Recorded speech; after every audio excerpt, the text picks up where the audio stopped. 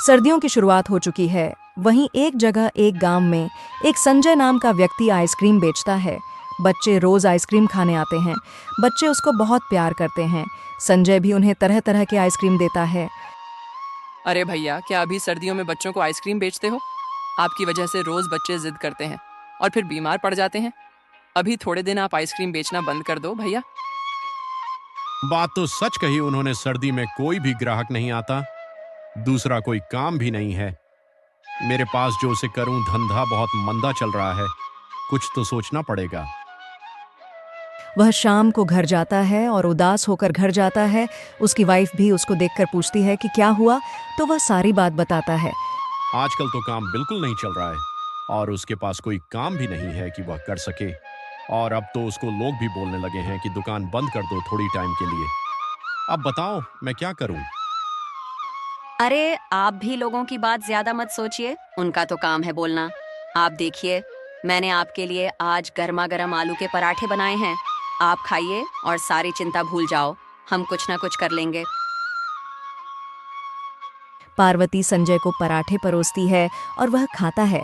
गर्मा गर्म पराठे का स्वाद लेते हुए संजय की उदासी थोड़ी दूर होती है और वह थोड़ा खुश होता है। अरे पार्वती, तुमने आज पराठे बहुत अच्छे बनाए। आज कुछ अलग स्वाद था। इतने अच्छे पराठे तुमने कैसे बनाए? ज्यादा कुछ नहीं, बस माँ का बताया हुआ सीक्रेट मसाला से आलू के पराठे बनाए और वह इतने अच्छे बने कि देखो अब आप भी मेरी तारीफ कर रहे हो। तो मैं सोच रहा हूं कि क्यों ना हम यही सीक्रेट मसाला से आलू के पराठे बनाकर बेचें। हमारा धंधा बहुत चलेगा, क्या कहती हो? हाँ, पर इतने पैसे कहाँ हैं कि पराठे का सामान लेकर आए और उन्हें बेच सके। दोनों ही सोच में बैठ जाते हैं कि अब क्या करें, क्योंकि काम तो करना ही था। फिर वही संजय का एक दोस्त आ जाता है। वह आकर देखता है, माहौल भांप लेता है और पूछता है। अरे यार, क्या हुआ? तुम दोनों इतने उदास क्यों बैठे हो? भैया जी, ये और मैं इसलिए इतनी उदास हैं क्योंकि इनका धंधा एकदम मंदा चल रहा है और हमने सोचा कि हम अपना आलू के पराठे बेचने का धंधा शुरू करें, लेकिन इतने पैसे नहीं हैं कि हम सामान लाएं और शुरू कर सकें। अरे बस इतनी सी बात। संजय, इसमें मैं तुम्हारी मदद कर सकता हूँ। मैं तुम्हें पैसे दे देता हूँ और जब भी तुम्हारा धंधा चले मुझे वापस लौटा देना। कोई चिंता नहीं है, तुम ले लो और धंधा शुरू करो।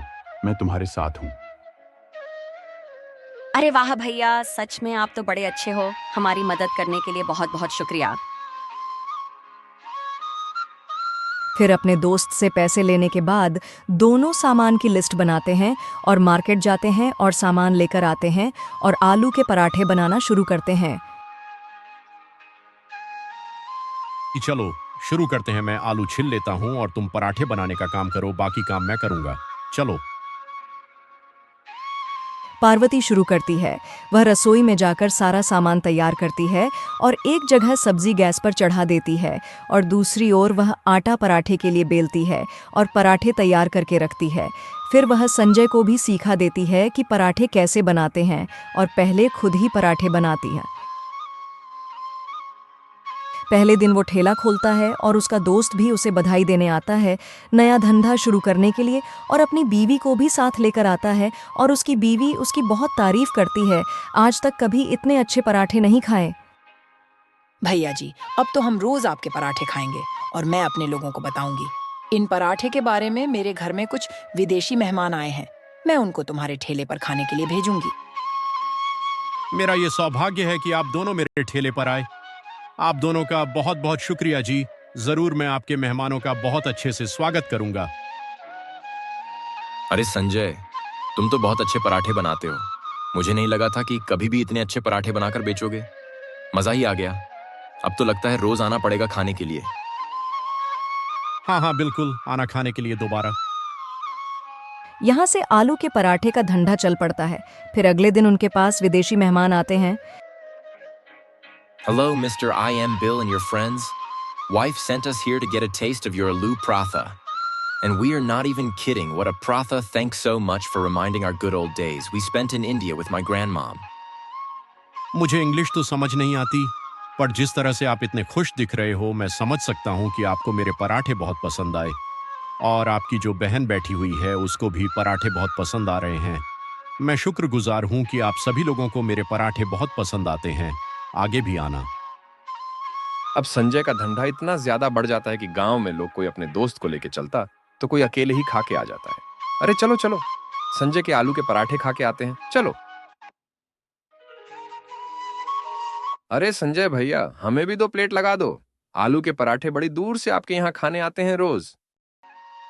हाँ हाँ बिल्कुल, बस अभी लगाता हूँ आपके पराठे गर्मा गर्म। अब संजय का धंधा बढ़ जाता है, जिसकी वजह से वो अपना ठेला कहीं और लगा लेता है, जहाँ पे ग्राहक बहुत ज़्यादा मात्रा में उसके पास खाने आ सके और खाने बैठ सके। उसका मुनाफा भी अब बढ़ रहा है। वो बहुत जल्दी ही अपना एक दुकान खोलने की सोच रहा है। पार्वती, अब आलू के पराठे का ठेला बहुत चल पड़ा है। लोग दूर दूर से मेरे पास पराठे खाने आते हैं, तो मैं सोच रहा हूँ कि अब मैं बड़ी आलू की पराठे की दुकान खोल लेता हूँ, जहाँ पे मैं अपने वही दोस्त को मैनेजर बना लूँ और हम दोनों फिर मिलकर काम करेंगे। उसका इतना बड़ा एहसान उसने हम पे किया था, तो मैं सोच रहा हूँ कि इस तरीके से हमारी दोस्ती भी और गहरी हो जाएगी। हमेशा अच्छे मित्र बन के रहेंगे। हाँ हाँ, आप बिल्कुल सही कह रहे हो, हमें ऐसे ही करना चाहिए। आपने बिल्कुल सही सोचा है। फिर वो दोनों अपने उस मित्र के घर पर जाते हैं और उसको अपनी सारी बात बताते हैं कि वो ऐसे ऐसे करना चाहते हैं, लेकिन उनका दोस्त उनको कहता है, संजय, मैं समझ रहा हूं कि तुम एक दोस्त की तरह मेरे लिए बहुत अच्छा चाहते हो, पर मैं तुम्हारे यहाँ मैनेजर नहीं बन सकता, क्योंकि मेरे पास तो पहले से ही बहुत कुछ है। तुम्हें मेरे बदले बाकी लोगों की मदद करनी चाहिए, गरीबों का भला करना चाहिए। मैं और मेरी बीवी दोनों ये चाहते हैं कि तुम ऐसा ही करो, हमें बहुत अच्छा लगेगा। आपका ये दोस्त बड़ा ही अच्छा है, उनसे हमें हमेशा कुछ ना कुछ सीखने को मिलता है। अपने दोस्त की ये बात समझ सुनकर वह दोनों अपना निर्णय बदल लेते हैं और सोच लेते हैं कि वो बाकी ज़रूरतमंद लोगों की मदद करेंगे और अपने बिजनेस को बढ़ाएंगे।